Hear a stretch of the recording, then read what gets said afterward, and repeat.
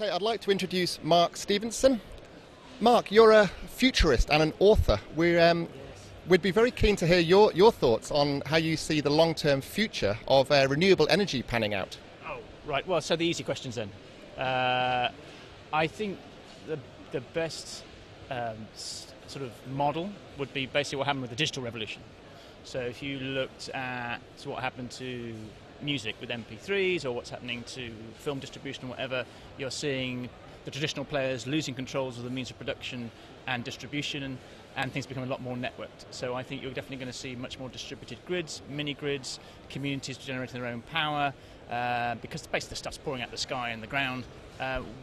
Why would you necessarily have it generated by somebody else, miles away? Sometimes that makes sense, but you're going to see a lot more distributed power, I think. So very much like think internet and then bring that into the physical world.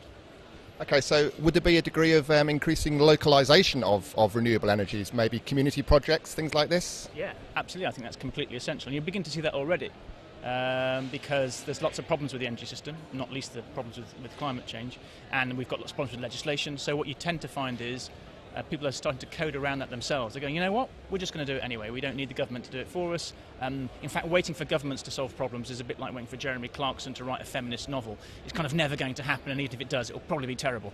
So you might as well get on and do it yourself. And I think the internet generation, and certainly the generation below 30, get that. And by the time they're our age, they may well have built a whole new energy system that will have gone, you can't do that. And they go, well, we have, sorry. Anyway, we're going to the pub.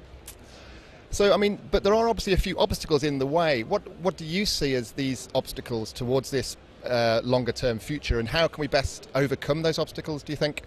I think the biggest obstacle is one of attitude, actually. So Douglas Adams said there were 3 types of technology. There's technology invented before you're born, which you don't think of as technology, so sewers, paper, that kind of stuff.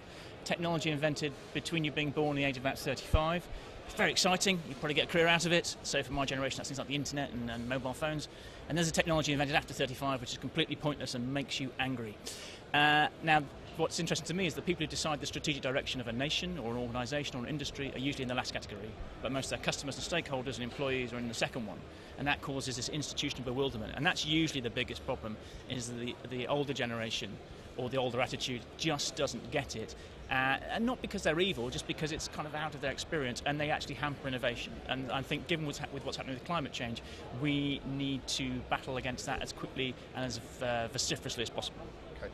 And do you see those issues as being particularly prevalent in the wind sector?